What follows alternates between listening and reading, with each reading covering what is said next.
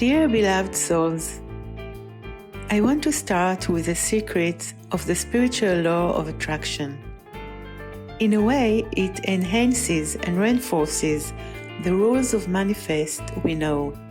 In another, it gives a whole new conception. And in any way, it will enrich and establish your spiritual practice and elevate your soul. I received this sacred knowledge in a divine revelation and edited it into a book. It all started one Friday in 2004. I had the weekend off with my husband. We were in a hotel room and I took a nap. A long working week was over, and in my sleep I had a dream. And in my dream, I saw a massive ancient book wide open in front of me. Then two letters grew from the text and transformed into the image of two people. They had colorful robes with unique accessories. Only years later, I googled it and saw that they were the official dresses of the high priests. They made me feel joy and said, "We are Moses and Aaron, and if you sanctify on the seventh day, the Shabbat, we will teach you the secrets of this book." I woke with a spiritual uplift and said, "Me and my dreams." Well, it is true.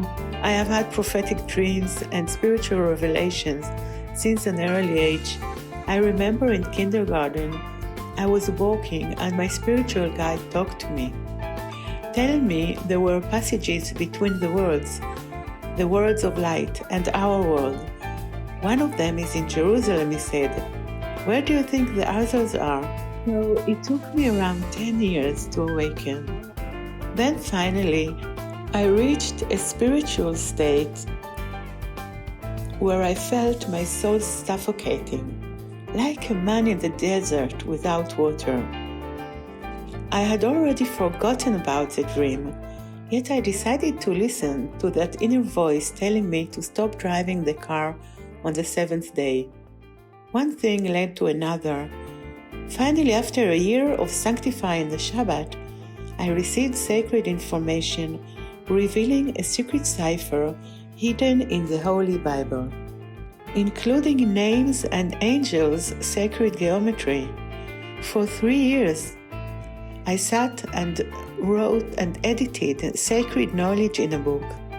I have had many miracles in my life, and I believe receiving the secrets of the Holy Bible might be the greatest. The first time I saw the light, I was 25 years old.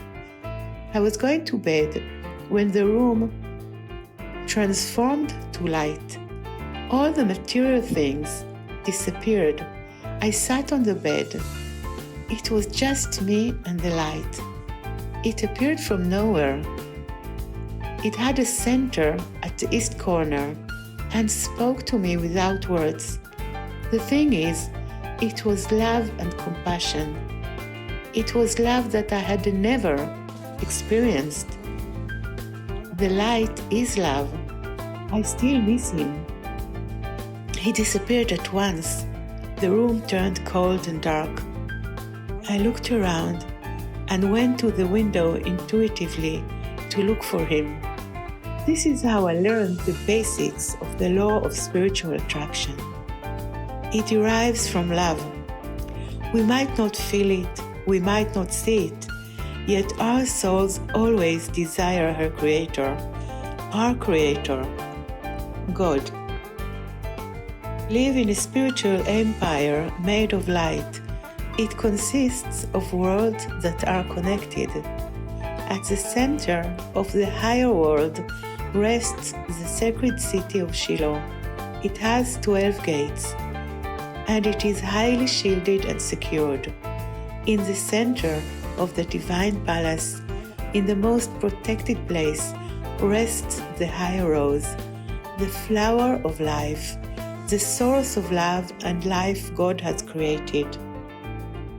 The divine influence flows through the worlds of light in a secure passage from the source of light straight to our souls. When we come to this world, the soul is attached to a physical body. The force of gravity pulls the physical parts of Earth down. Yet another major spiritual power influences the light structure, the soul.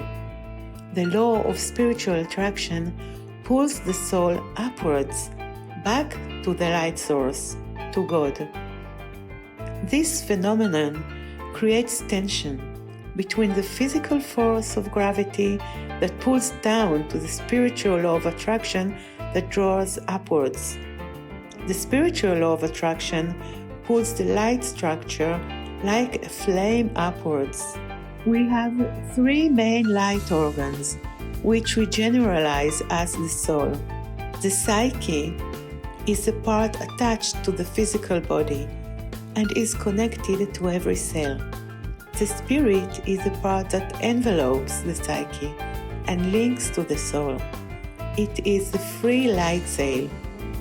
The highest part is the soul, which is connected directly to the source of light and other parts of our spiritual being. The most important part is our choices and our intentions.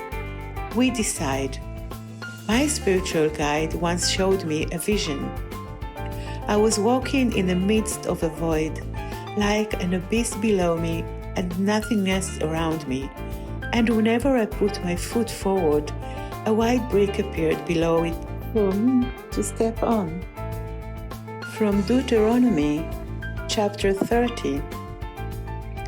And God said, "See, I have set before thee this day life and good, and death and evil.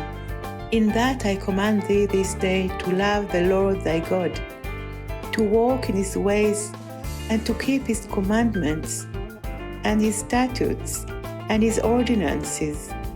Then thou shalt live and multiply, and the Lord thy God shall bless thee in the land whither thou goest in to possess it." The love of God is the key to a life of opulence, to have your heaven on earth, a piece of land to be yours and raise thy family.